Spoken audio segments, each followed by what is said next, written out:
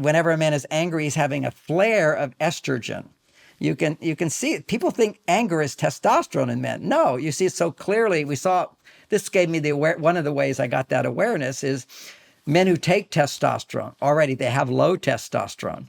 Okay. Then when they take testosterone, if the testosterone goes above the normal limit and goes up, the body produces a hormone called, I forget the name of it right now, but it makes a hormone that converts the testosterone into estrogen, and that's called road rage. The testosterone goes too far, it will convert. Your body's always seeking balance. So it's a conversion thing of converting testosterone into estrogen. Oh, is it the aromatase overexpression? Yes, it's aromatase. Yeah, you did it right there. Aromatase. There you go. Yeah. Okay. That's so crazy. You read my mind because I was just about to say, wait, but what about like steroids and people that are touted to be over aggressive when they're on steroids? But no, well, first of all, they're not making testosterone. They're having to take testosterone. So already that's a sign of psychological insecurity. Okay. Because when you have psychological confidence, you make tons of testosterone.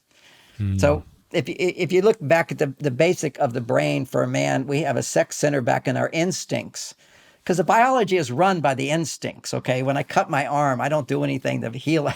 It's the instincts. Your body has so much that's going on that we have no idea about. We could never figure it out to do. So if you look at the instinctive part of the brain, for a man, it's twice as big as a woman when it comes to the sex part, okay? But the sex is where it's pure instinctive. So for women, for a certain extent, and I love that some women will be offended by this, but I don't mean to offend. But generally speaking, a man's experience is that women are not that interested in sex, and we have to convince them. There are exceptions, without a doubt, there are exceptions.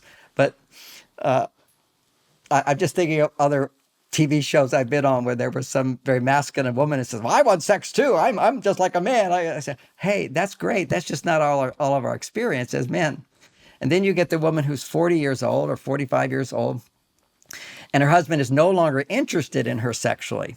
His testosterone levels have crashed because for a lot of reasons, but lack of a woman's responsiveness in sex can lower a man's testosterone hugely. A woman's responsiveness and even interest in sex raises a man's testosterone. What you can see is when a man goes on and does porn, immediately he gets an erection until that wears out. But it's just simply naked women. What's the message a naked woman gives is that you're the alpha male. This is a primitive part of the brain. It's like a monkey in a monkey tribe. The alpha male his body makes twice as much testosterone as all the other male monkeys because he is the alpha. Now, when he dies, one of those betas, low testosterone guys, gets in a fight. He now becomes number one. And as soon as he has the status of king of the tribe, his testosterone levels double. First the status, then the doubling of testosterone. A woman being interested in a male raises his status. So it's not that you have status. Well, status does cause women to be interested in you. There's no question about that. Some women will say, I remember having a girl at Stanford getting all mad at me in one of the classes I was teaching. I just said, she said, I don't believe any of these differences. It's all nonsense. And I said, look, do you plan on getting married someday? And she goes, I don't know. But if you were to get married and you told your parents, hey, Mom, good news, I'm getting married. What are your parents going to say? What does he do for a living? That's exactly right. Of course. And she said, my parents aren't going to say that because I don't care what he does for a living. I'll have love. I don't care what he. Just, are you like insane? And I watched all the girls that weren't wearing all the trashy clothes. Trashy meaning sloppy, not caring how she looks. The pretty girls in the class going, I want to make sure he's got a job. See, this is femininity. Femininity is attracted to a man who has something to offer her. Okay, so this is, if we want to deny gender differences, we'll go, oh, I don't care if a man has something to give to me. I know true love. I'll just love him. Yes, you'll love him until you resent him because you'll feel I'm giving more than him. And a man will become lazy. He'll become angry. He'll become irritable. He'll become addicted to things, going to his female side in a relationship with a woman if she is more masculine than him. And this comes back to what you were saying, the chicken and egg. Where did this start? It all started, this huge, wonderful transformation we're going through. Right now, it's like remodeling your house. It's very messy for a while, and then it gets beautiful. The beautiful part is for men to be able to become even more masculine so that they can also become more sensitive. It's only when a man can become more masculine that he can actually feel more sensitive. If he's just sensitive, his testosterone will just go down. He has to have a higher level of confidence that I make a difference.